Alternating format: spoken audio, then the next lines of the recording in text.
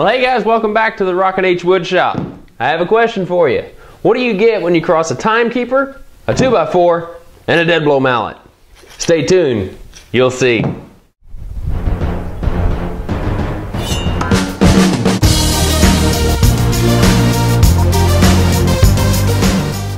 Okay, first thing we gotta do is to mimic the side face of the dead blow mallet. So we're just gonna cut a piece of 2x4 off and then resaw it.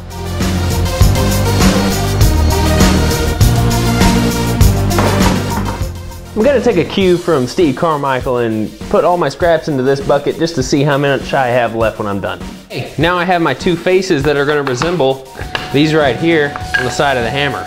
I just gotta cut them down to width now. I need to make the cuts that are going to resemble the handle as well as the two heads on either side. They're gonna be resawed to a 1/2 inch thick, and then we're going to form the handle on the bandsaw a little bit.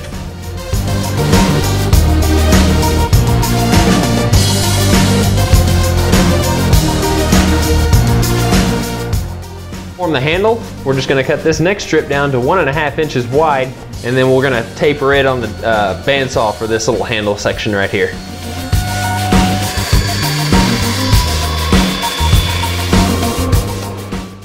Now, just as before when I made the actual hammers themselves, the outline of this doesn't have to be pretty because you can finish the shaping up on the sander, which is what we're gonna do now.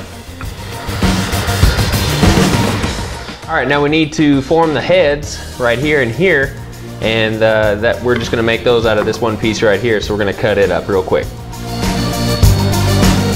Now that I've got the layout of the handle, as well as the hammer itself, I just need to cut the faces that I cut earlier on the table saw to the appropriate length, which in this case is going to be 6.5 inches. To simulate the walnut look, before I do the glue up, I need to stain the faces of the hammers to the, I guess the appropriate color that I want.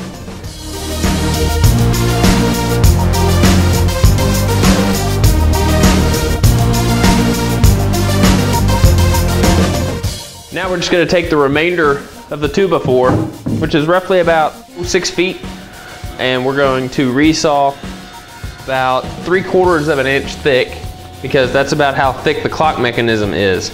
And I need to recess that into the back of it so when the clock lays against the wall, it's flush.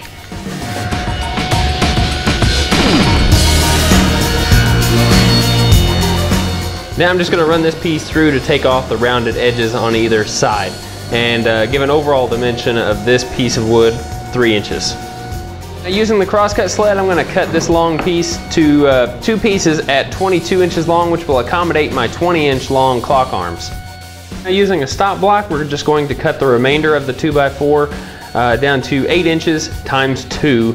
That will take care of the overall dimension of the clock for that 22-inch diameter. Now, so these hammers can crisscross and still lay flush on the clock, I have to cut out a section of one of the bottom handles so it can lay completely flat, of course.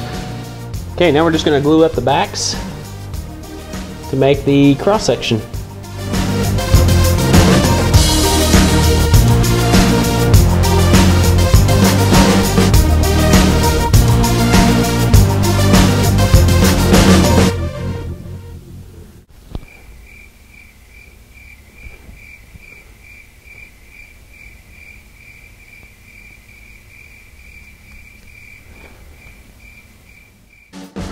Now, with all the pieces glued up, I'm just gonna sand off the glue excess. I've got a little bit of paper from my table paper that I had on this one, so got a little bit of work to do on that. Now we're just gonna glue the cross members into place to have a cross just like the mallets are gonna do.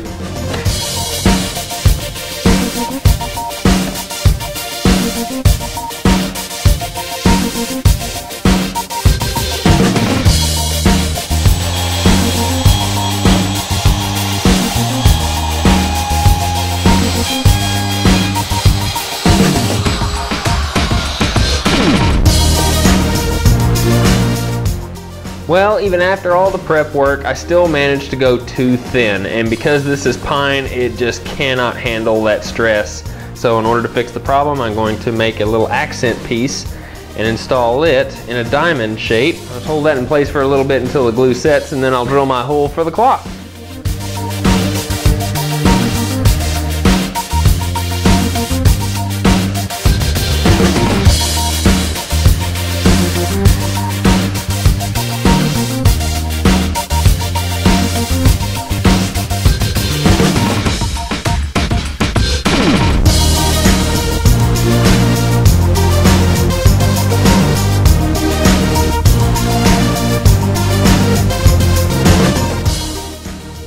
Alright, after installing the hammer heads in place, I realized that I kind of screwed up. I went ahead and did my wood burning first without knowing exactly where my hammer heads were going to be laying, and kind of overshot.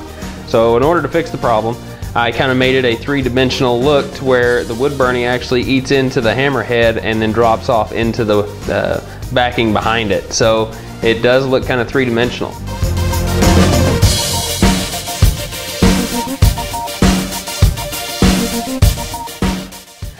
Luckily my signature didn't get covered up. Alright, now that the clock has had some time to dry, we're gonna go ahead and put a coat of tung oil and varnish on this. It'll make everything pop really nice, and that wood burning will also stand out a little bit better.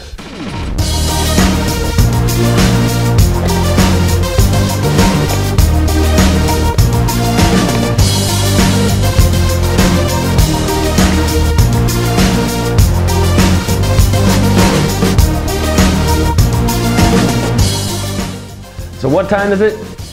It's hammer time, Rockin' H style. I hope you guys enjoyed this build. I think I'm gonna get years of use from this. Keep in mind I had to manipulate the arms a little bit, and because these are equally balanced, you need to bend them equally on either end.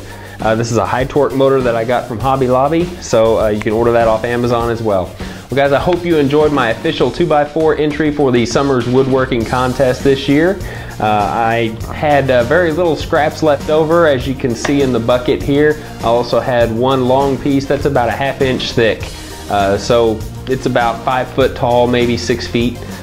But that's all I was left with. And for $3, you guys can build yourself anything out of a 2x4. You just gotta be creative and think outside the box on how to turn a stick of lumber into something beautiful and useful.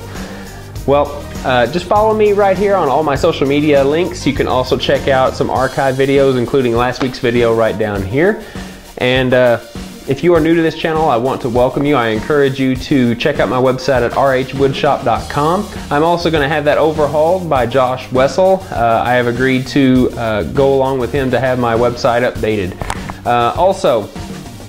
I'm planning on doing a Q&A episode each week, kind of like the Ask Mimo from Steve Ramsey. Everybody seems to get a kick out of doing some interaction with the host of the show, so I'm going to do that as well. Just send me an email, rhwoodshop@gmail.com, with the subject line hashtag AskRH. That way I can search for them a lot quicker.